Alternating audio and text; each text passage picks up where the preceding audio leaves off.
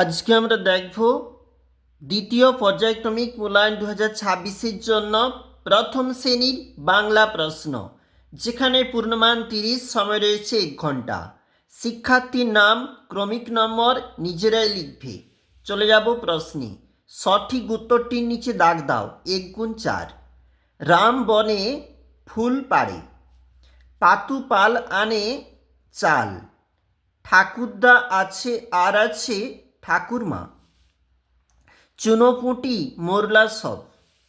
ক খ বিভাগের স্বরচিহ্ন, ক বিভাগের স্বরচিহ্নের সঙ্গে খ বিভাগের যে নির্দিষ্ট স্বরচিহ্ন যুক্ত শব্দ দাগ দিয়ে মিলাতে হবে। 3 নাম্বার।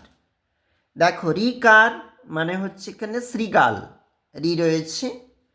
হস্যইকার মানে হচ্ছে শিকার, এখানে হস্যইকার রয়েছে। আর হস্যৌকার পুকুর, এখানে হস্যৌকার রয়েছে।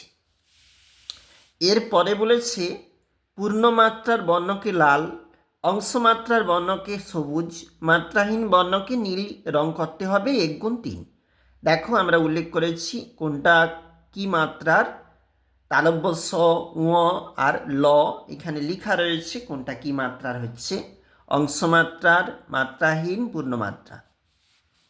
আগে ও পরের ফাঁকা ঘরে সঠিক ব্যঞ্জন বর্ণ বসাও 1 গুণ 3। দেখো, ময়ের পরে কোনটা হয়। তারপরে বলেছে যেমন বর্গীচুর আগে ছ, যেমন তয়ের পরে থ, এইভাবে। ছবি দেখে ফাঁকা ঘরে বর্ণ বসিয়ে শব্দ গঠন করো। 3 নাম্বার বলেছে প্রথমে গাছের ছবি, তারপরে মাছের ছবি, আর তারপরে বলেছে পাখির ছবি। স্বরচিহ্নযুক্ত সঠিক বর্ণ বেছে নিয়ে শূন্যস্থান পূরণ করো। এইখানে যেখানে শব্দ ঝুড়িটা রয়েছে, দেখো কি বলেছে এখানে, স্বরচিহ্নযুক্ত যে ঝুড়ি, তাহলে দিদি হবে, এটা হবে বাটা, এটা হবে পশু। এখান থেকে তাহলে নিয়ে এগুলো ফিল আপ হবে। তারপর দেখো,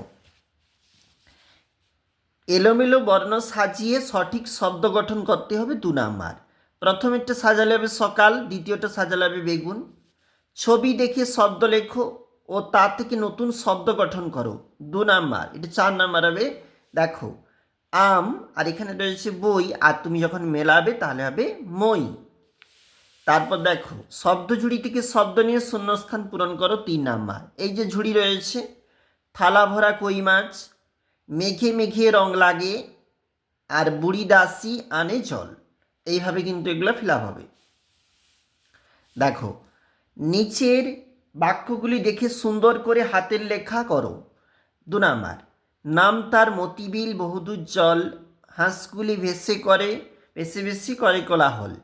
আমাদের এইটা দেখে, লাইন দুটো দেখে এখানে কিন্তু তোমাকে সুন্দর করে লিখতে হবে। নাম তার মতিবিল বহুদূর জল, হাঁসগুলি ভেসে ভেসে করে কোলাহল। দেখে দেখে লিখতে হবে, হাতে লেখা। দেখলাম আজকের একটা গুরুত্বপূর্ণ প্রশ্ন, প্রথম শ্রেণীর বাংলা প্রশ্ন।